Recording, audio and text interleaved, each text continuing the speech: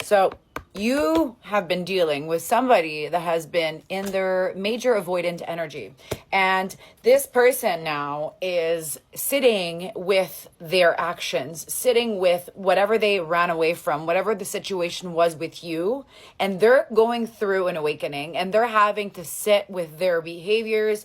They're now, I'm receiving the word, I can't make this up. I was going to say karma. Holy crap. Wow. So I'm out of words. Hold on. Let me catch my breath. Okay.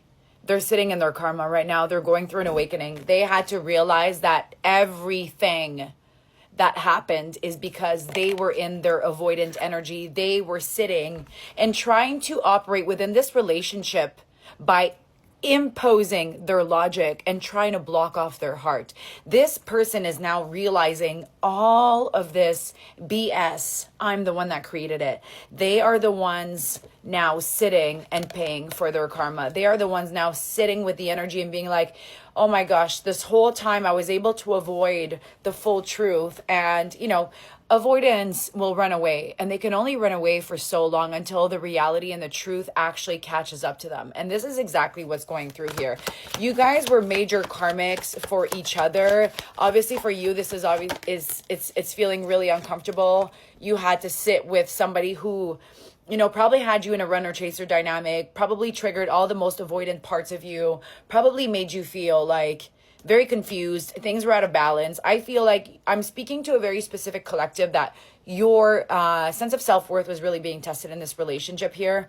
And now you're in a space where you're having to really hone in on self-love and bring all of that love back to yourself. Maybe this is your, if you're seeing this might be your a sign that you're now needing to really pull all of your energy back to yourself and love yourself and double down on that and, bring that back to balance, because I think this person really triggered you into major heartbreak energy.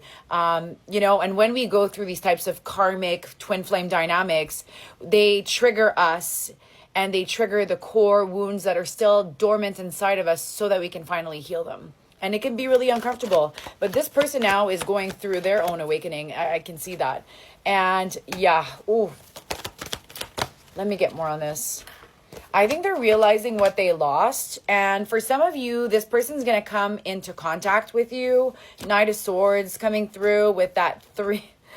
They've been thinking about you. They have been thinking about everything that they did. And they've been debating, should I communicate with them? Should I reach out to them? What is that going to look and feel like? I'm realizing all of my mistakes. I majorly messed up.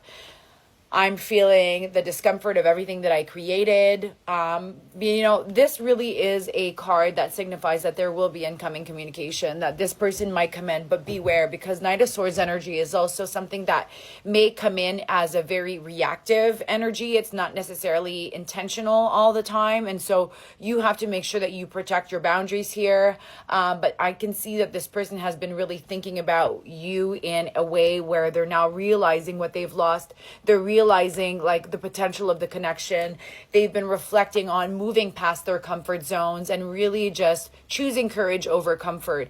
And this is forward movement and taking action. This is incoming communication. But remember, we are in Mercury retrograde pre-shadow phase. If you're seeing this around October 30th, all the way through November, December, it doesn't matter, okay? This is meant to find you. But remember that what happens during Mercury retrograde is often there to help us tie in loose ends of old karma and heal and level up. So be mindful of the test. And if you're not sure if this is a test or if this is actually your soulmate, you could book a reading with you. Book a reading with yourself. I'm losing it today. I swear to God. The energies are so intense in this reading. Book a reading with me, whether it's a pre-recorded or a live reading. I always have space on a weekly basis. We'll find you some room. But there is definitely something that says to me, for some, this is very karmic. And if they come back during Mercury RX, be careful, because it might end before the end of the year and it's going to just sting and give you more lessons. But again, it's about closing up the karma loop. As I'm saying this, the moon coming through. So a lot of There's a lot of illusions that is really, behind the moon card. It means that things are not yet fully clear. There's things that have yet to be revealed. It could be very cyclical energy. It could be not necessarily rooted in truth, right? So there's a few things that we have to be careful for here. Let's get more energy on this. Wow. Okay. And one thing I want you to know about the moon is that we have to be mindful that we are not repeating cycles, especially when we're in Mercury retrograde. We want to make sure that this is not us being tested again so that we can finally choose ourselves and choose our vision here. So that's something that I want to share. Let's get back to the reading. But after this period of lack of clarity, it seems to me, and I mean, listen, this could potentially come from the communication that you'll get clarity. And whatever that clarity is, it's going to potentially set you free, because right now I'm seeing you in this energy of feeling stuck. You're not sure, how to move forward. There's a lot of insecurity, anxiety that comes from this card. We feel energetically trapped in our minds. Okay. And I think that because, this connection probably potentially ended abruptly. This person probably left you after what felt like a very fresh new beginning, something that felt very light. It's like a very intense, like, here I am and now I'm gone kind of energy, I feel like you're going to get some clarity here. There's something about this next chapter for you that is going to illuminate a lot. Like, either you guys have this potential to start again, either you'll understand that this person is not in alignment for you. But I think right now the alone time is very necessary for you to redefine, what does love look and feel like for me? What is it that I actually want and desire out of a relationship, out of a partner? And was this person able to give that to me? Or is this person now ready to take action and move forward in that direction? And that needs to have an honest conversation. We need to be able to be radically honest with them, with ourselves. We need to have heavy boundaries here.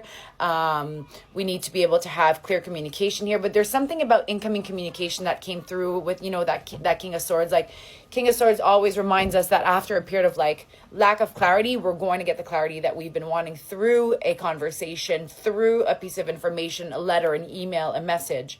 There's something that is coming. Okay. And it could be very quick.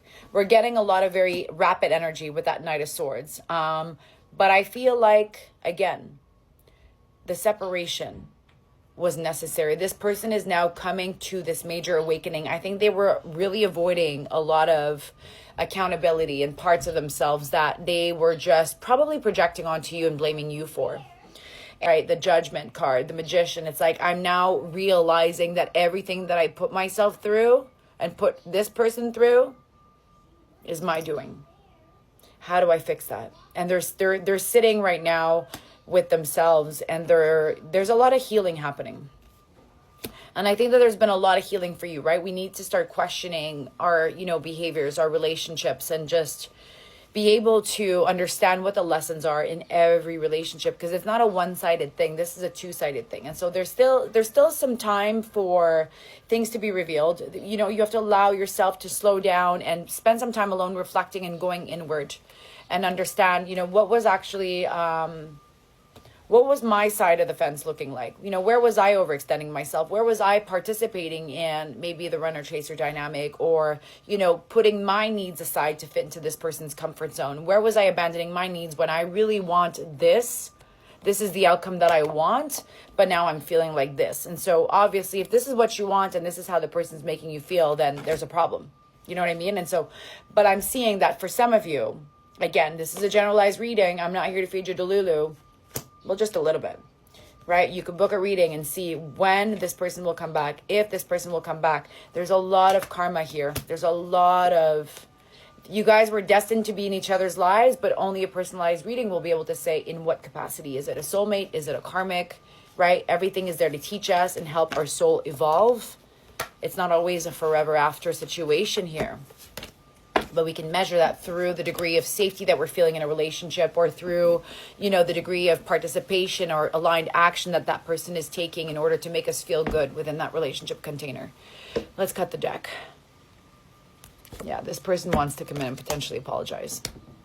Link in bio to book.